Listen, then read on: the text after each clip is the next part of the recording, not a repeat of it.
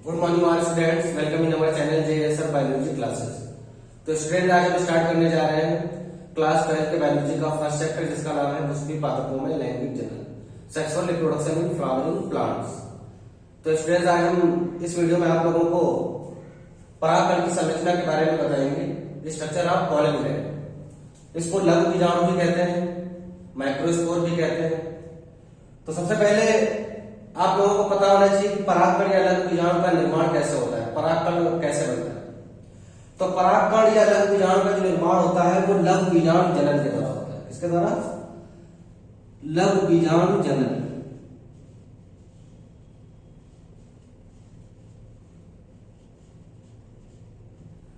इसको इंग्लिश में कहते हैं माइक्रोस्पोरोजेनेसिस।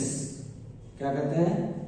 माइक्रोस्पोरोजेनेसिस।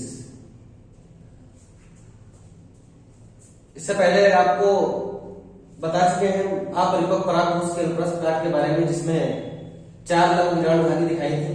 उन लघु बीजाणुधानी में लघु बीजाणु मात्र कोशिकाएं पाई जाती हैं केंद्र में, जिसमें लघु बीजाणु जनन की प्रक्रिया होती है, जिसके फलस्वरूप परागकण या लघु बीजाणु का निर्माण होता है। तो लघु बीजाणु जनन की क्रिया के बाद में क्या बनते हैं?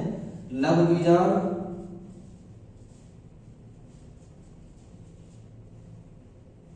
बीजाणु या इसको क्या कहते हैं? परागकण। माइक्रोस्पोर और पॉलन ग्रैंड। तो आप लोग समझ गए होंगे कि परागकण या लघु बीजाणु का निर्माण कैसे होता है। लघु बीजाणु जनन की प्रक्रिया के बाद में होता है। लघु बीजाणु जनन की प्रक्रिया होती है, उसी के बाद में लघु बीजाणु या परागकण बनते हैं। लघु बीजाणु जनन की जब प्रक्रिया होती है तो अर्धसूत्री विभाजन होता है। लघु बीजाणु मात्र कोशिकाओं में कौन सा विभाजन होता है? अर्धसूत्री विभाजन, जिसको मियोसिस कहते हैं। इसको क्या कहते हैं? मियोसिस। तो लघु बीजाणु जनन की कभी कभी डेफिनेशन भी पूछी जाती है एग्जाम में कि लघु बीजाणु जनन किसे कहते हैं। तो लघु बीजाणु मात्र कोशिकाओं में अर्धसूत्री विभाजन द्वारा लघु बीजाणु या परागकण के बनने की प्रक्रिया क्या कहलाती है? लघु बीजाणु जनन कहलाती है। तो लघु बीजाणु जनन अगर आपको डेफिनेशन पता है तो लघु बीजाणु या परागकण के बारे में भी आप लोगों को पता चल जाएगा। इसके बारे में बताएंगे। यहाँ पे जो स्ट्रक्चर बना हुआ है पॉलन ग्रैंड का, परागकण का, अभी यहाँ पे इसकी क्या करेंगे? नेमिंग करेंगे। तो अब यहाँ पे इसकी नेमिंग करते हैं कि इसमें कौन कौन से स्तर पाए जाते हैं, कौन कौन सी लेयर पाई जाती है। तो परागकण में जो सबसे बाहर की ओर जो लेयर होती है इसको कहते हैं एक्साइन। इसको क्या कहते हैं? एक्साइन। इसको कहते हैं हिंदी में बाह्य चोड़। इसको हिंदी में क्या कहते हैं? बाह्य चोड़। बाह्य चोड़ मतलब बाहर की ओर होती है, इसलिए इसको एक्साइन कहते हैं। इसके बाद नंबर सेकेंड जो इसमें लेयर होती है ये अंदर की ओर, ये एक्साइन के नीचे होती है, इसको कहते हैं इंटाइन। इसको क्या कहते हैं इंग्लिश में? इंटाइन। इसको कहते हैं अंतःचोल।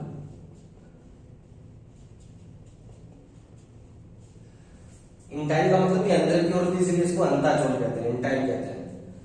तो इस तरीके से यहाँ पर कितनी लेयर हो गई परागकण में?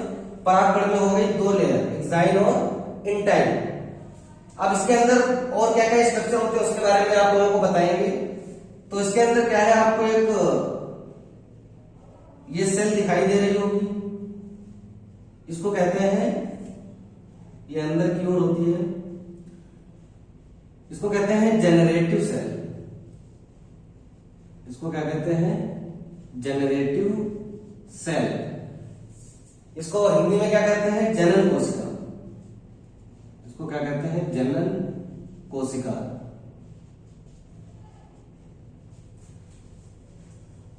और जनन कोशिका के ऊपर यहां पे आपको दिख रहा होगा एक लेयर होती है, एक वॉल होती है, जिसको कहते हैं कैलोस वॉल। इसको क्या कहते हैं? कैलोस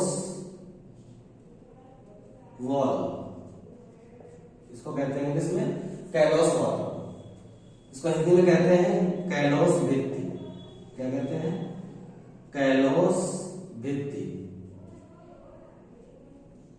कैलोस भित्ति से कहा जाता है। उसके बाद में इसमें और भी आपको कुछ स्ट्रक्चर दिखाई दे रहा होगा। इसमें क्या है, एक बड़ी सेल होती है, जिसको वेजिटेटिव सेल कहते हैं, और एक छोटी सेल होती है जिसको जनरेटिव सेल कहते हैं। तो यहां पर एक बड़ी सेल दिखाई गई है, ये आपको दिख रही है अंदर की ओर, ये बड़ी सेल है। इस बड़ी सेल को कहते हैं वेजिटेटिव सेल। इसको क्या कहते हैं? Vegetative cell. इसको हिंदी में कहते हैं वर्धी कोशिका। इसको हिंदी में क्या कहते हैं? वर्धी कोशिका। जो वेजिटेटिव सेल होती है इसके अंदर एक केंद्रक भी होता है। ये केंद्रक आपको दिख रहा होगा गोल आकार का। तो इसको कहते हैं nucleus of vegetative cell. Nucleus of vegetative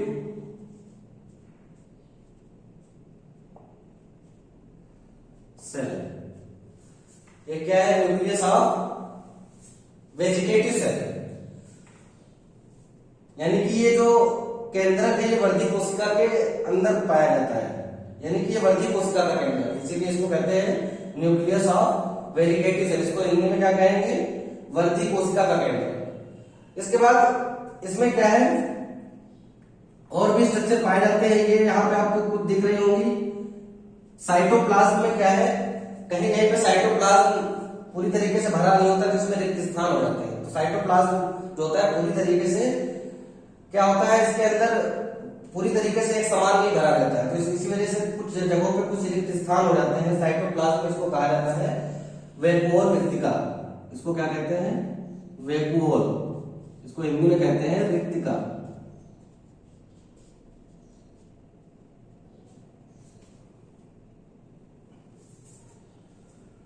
तो इस तरीके से यहाँ पर इसकी नेमिंग हो गई, और इसमें अंदर आपको दिख रहा होगा बहुत सारा साइटोप्लाज्म भरा हुआ है। इसके अंदर क्या भरा हुआ है? ये कोशिका द्रव। इसके अंदर ये क्या सब भरा हुआ है? साइटोप्लाज्म। तो इस तरीके से यहाँ पर जो नेमिंग हमने की है इसकी परागकण की, पॉलन ग्रेन की। तो यहाँ पे नीचे क्या लिख देंगे? किसका ये फिगर बना हुआ है? परागकण की संरचना। किसकी?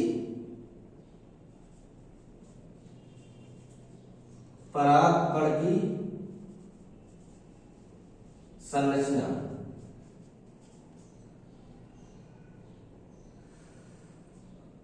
इसको इंग्लिश में क्या कहते हैं? स्ट्रक्चर ऑफ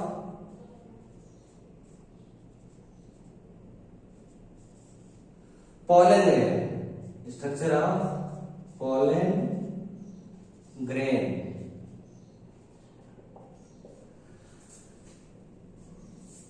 तो परागकण की संरचना इस प्रकार इसकी नेमिंग हो गई। तो आप लोगों को समझ में आ गया होगा इस फिगर के बारे में।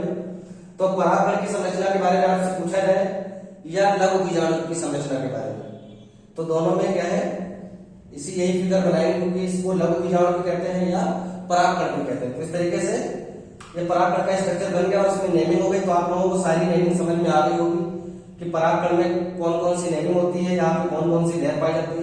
अब इन सब के बारे में आप लोगों को डिटेल से बताएंगे कि एक्साइन क्या होती है, इंटाइन क्या होती है। तो इसका वर्णन पूछ दिया जाता है कि परागकण की संरचना का सचित्र वर्णन कीजिए, या परागकण का केवल नामांकित चित्र बनाइए। अगर वर्णन पूछा जाएगा तो आपको लिखना पड़ेगा सभी के बारे में। एक्साइन क्या होती है, इंटाइन क्या होती है, जितने भी यहाँ पे नेमिंग है सबके बारे में आपको बताना पड़ेगा। तो सबसे पहले जो बाहर की ओर लेयर होती है उसके बारे में बताते हैं, एक्साइन के बारे में। किसके बारे में? एक्साइन। तो परागकण क्या होती है? परागकण नर युग्मकोद् विधि की प्रथम कोशिका होती है, first cell of male gametophyte. तो नर युग्मकोद् विधि का जो निर्माण होता है वो परागकण से ही होता है। तो इसीलिए परागकण को नर युग्मकोद् विधि की प्रथम कोशिका कहते हैं। और परागकण में क्या होता है? समसूत्री विभाजन होता है। परागकण में क्या होता है? समसूत्री विभाजन। यहाँ पर माइटोसिस होगा, अर्धसूत्री विभाजन नहीं होगा। जब लघु बीजाणु जनन होता है, माइक्रोस्पोरोजेनेसिस, तब अर्धसूत्री विभाजन होता है, तब परागकण बनता है। लेकिन जब परागकण बन जाता है उसके बाद यहाँ पे मियोसिस नहीं होगा, अर्धसूत्री विभाजन नहीं होगा। यहाँ पे कौन सा विभाजन होगा? समसूत्री विभाजन। तो परागकण में जब समसूत्री विभाजन होता है तो परागकण क्या करता है? दो असमान कोशिकाओं का निर्माण करता है, दो अलग अलग साइज की सेल का निर्माण करता है समसूत्री विभाजन द्वारा। इसमें एक बड़ी सेल होती है, ये आपको बड़ी सेल दिख रही है, जिसको वर्धी कोशिका कहते हैं, वेजिटेटिव सेल। और एक छोटी सेल होती है ये अंदर की ओर, इसको क्या कहते हैं? Generative cell. तो इस तरीके से परागकण में जब समसूत्री विभाजन होता है तो दो दो प्रकार की असमान कोशिकाओं का निर्माण होता है। तो दो सेल बन गई, जनरेटिव सेल और वेजिटेटिव सेल।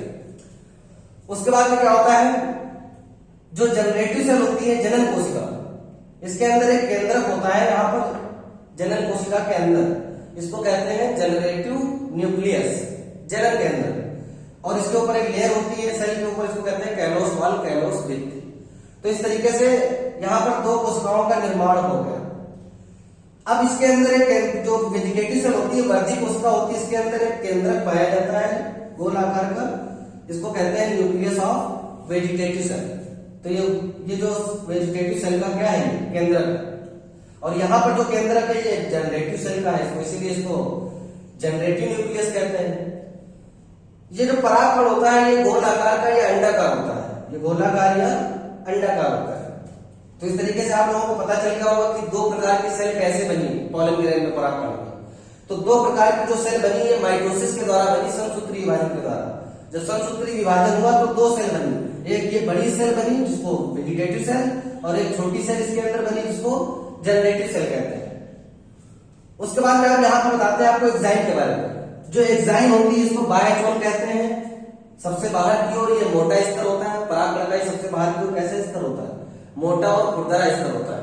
और ये क्या करता है, ये परागकण की सुरक्षा करता है, क्योंकि बाहर की ओर सबसे बाहर की ओर, इसीलिए परागकण की क्या करता है, सेफ्टी करता है। तो परागकण की जो सुरक्षा होती है वो एंजाइम से होती है, इसीलिए ये मोटा और खुरदरा होता है।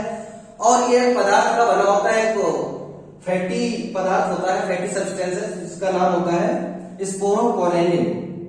ये जिस पदार्थ का लेयर जो बना होता है, ये इस तरह बना होता है, इसको कहते हैं स्पोरोपोलेनिन।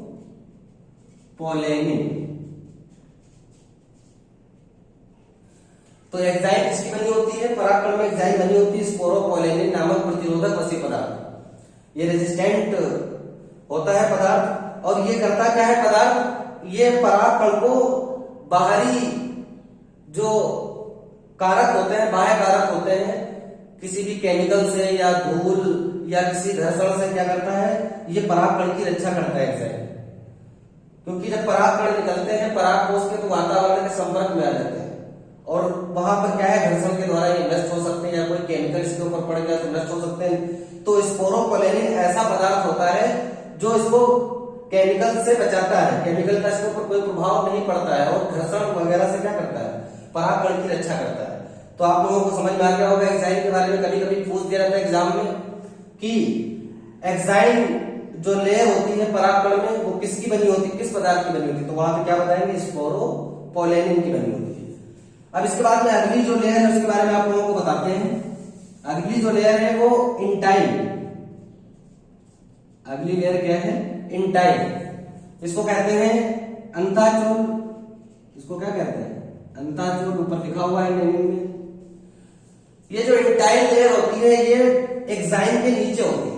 इंटाइन लेयर कहां होती है, एंजाइम के नीचे होती है, और ये पतली लेयर होती है, पतली और कोमल।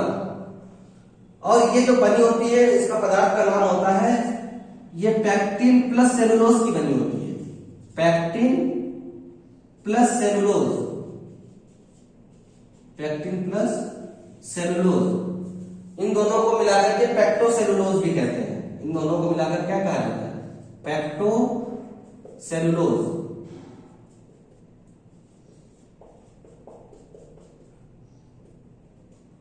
तो आप लोगों को समझ में आ गया होगा कि जो एंटाइल लेयर होती है पैक्टिन और सेलुलोज की बनी होती है, इन दोनों को मिलाकर के पैक्टोसेलुलोज कहा जाता है। अगर आपसे पूछा जाए कि परागकण में जो अंताचूल होती है, एंटाइन होती है, किस पदार्थ की बनी होती है, तो आपको क्या बताना है, पैक्टोसेलुलोज। तो इस तरीके से एंजाइम के बारे में हो गया। अब यहाँ पर आपको इस स्ट्रक्चर में एंजाइम जो लेयर है, यहाँ पर आपको यहाँ पर क्या है, तीन यहाँ पे आपको कुछ छिद्र जैसे दिख रहे होंगे। ये आपको जो छिद्र दिख रहे हैं इनको क्या कहते हैं, जनरेटिव पोर। इनको क्या कहा जाता है, जनरेटिव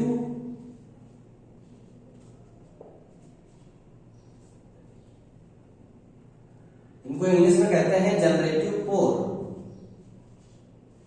इनको कहते हैं जनन छिद्र। इनको हिंदी में क्या कहते हैं, जनन छिद्र। तो जो एंजाइम लेयर होती है इसमें क्या है, जनन छिद्र होते हैं, जिससे आगे चलकर के पराग नलिका का निर्माण होता है, पॉलन ट्यूब। जो पोलन ट्यूब बनती है यहीं से निकलती है, जो जनरेटिव पोर होते हैं। तो यहाँ पर हमने 3 जनरेटिव पोर एग्जाइन में दिखाए हैं। एग्जाइन में कितने, 1 2 3 जनरेटिव पोर है।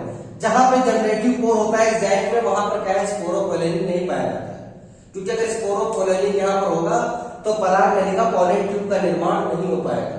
तो इसलिए यहाँ पर देख रहे हैं आप, यहाँ पे कुछ स्पेस है, इसलिए यहाँ पर क्या है, स्पोरोपोलेनिन नहीं होता है। जो द्विबीजपत्री पौधे होते हैं उनमें 3 जनन छिद्र पाए जाते हैं और एक बीजपत्री पौधों में 1 जनन छिद्र पाया जाता है।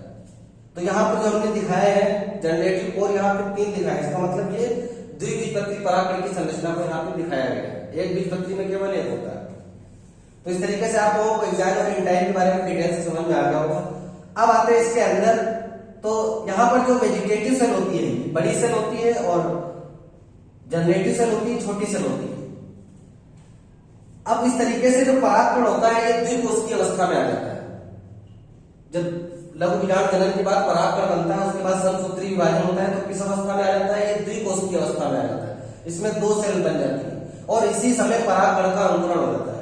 इसी समय परागकण का क्या हो जाता है, अंकुरण। जब द्विकोषीय अवस्था में आ जाता है तो परागकण का अंकुरण हो जाता है, जर्मिनेशन ऑफ पोलन ग्रेन। जब परागकण का अंकुरण होता है तो अंकुरण कब होता है, पहले पॉलिनेशन होता है। पहले कौन सी प्रोसेस होती है, पॉलिनेशन की, परागण की। तो परागण की जब क्रिया होती है तो परागण की क्रिया में क्या होता है,